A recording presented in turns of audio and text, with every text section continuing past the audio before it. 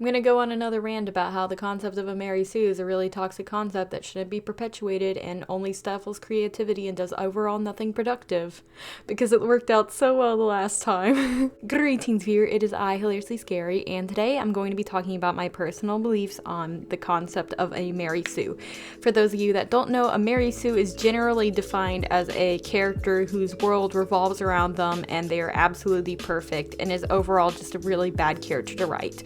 And the reason that this is such a prevalent concept, or at least it used to be, I don't see it so much anymore, but I'm not really in the same OC rings that I used to be on in the internet. Now I just kind of like read books about screenwriting and cry, as opposed to watching videos about writing characters from people who were like 2 years older than me.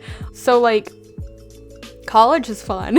Let's use my OC Dysphonia, for instance, who used to be capital M, capital S, Mary Sue. She was super powered. She had all the powers of the galaxy. She could do whatever she wanted. She had 2 different color eyes. She had a cape and an eye patch, and she was awesome. And I had so much fun writing her. I'm drawing Mary Sue. I'm drawing Dysphonia right now. This is a redraw of an older piece that I have a speed paint of up on my channel if you want to check that out. So I'm redrawing it, and at this point Dysphonia was no longer so much of a Mary Sue, but I thought that it would be fun to redraw an old piece of Dysphonia while I'm talking about how Dysphonia used to be a Mary Sue. So when I was a kid, I first made Dysphonia. She was just me, and she was me that could go around and do whatever the heck that she wanted to. She wasn't supposed to be a character. She wasn't supposed to be a main character of a TV show. She wasn't supposed to be anything. She was just me, and I was just having fun. So I started drawing her, and let's say that I started posting about her on the internet. If somebody had come to me and said, this is a bad character, this is a Mary Sue, you need to stop, then I would have felt like terrible about my character, and I was so scared once I discovered what Mary Sue was. Years later, I was like, oh my gosh, what if Dysphonia is a Mary Sue? And I was scared to show her to anybody, because if somebody had told me back then, this is a Mary Sue,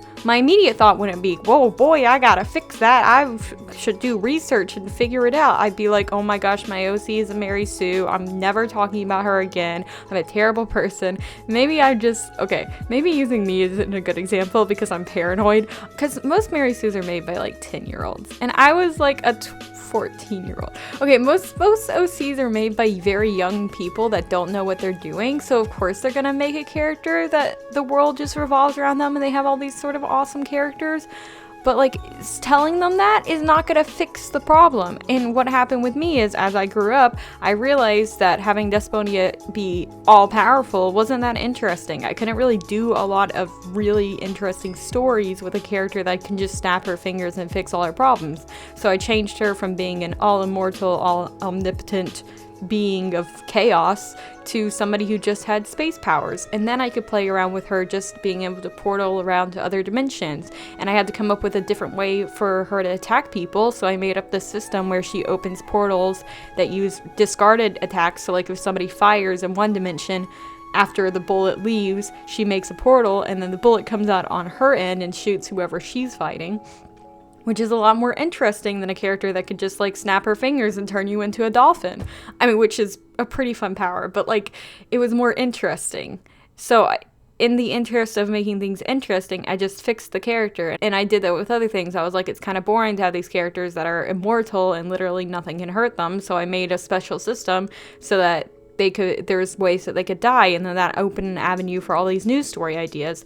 I was like, it doesn't really fit Dysphonia's design to have 2 different color eyes, so I made her have blue eyes instead of turquoise and pink eyes. And then with that, I got rid of the eye patch, and I just slowly started fixing little things about my character. And now she's definitely not a Mary Sue. She used to be so edgy. She used to be like, I'm gonna murder everybody. This is a good character. She murders thousands of people, but she will not flip off the camera.